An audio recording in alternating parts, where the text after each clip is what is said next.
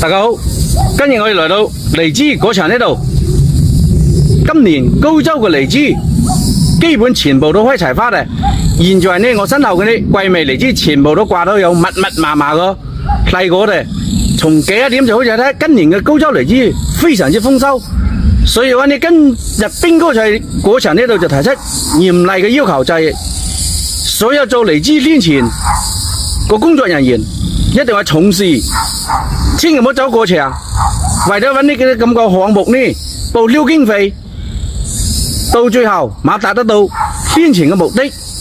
所以話呢，一定要搵到正正規規個收購商同埋電商嘅來，向佢哋發出邀請，希望呢來到高州，把最優質嘅荔枝供應俾佢哋，讓佢哋呢把高州嘅荔枝繼續呢發揚光大。所以今日邊哥你再嘅提出，絕對冇能夠馬虎走過場做宣傳，揾啲無相關嘅人員呢就揾宣傳一下就走過場，根本就冇有任何人關注。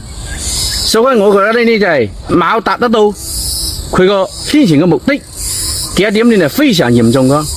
你咁樣呢就嚴重呢利用果農個勞動果實，自己呢賺私人嘅腰包換銀紙。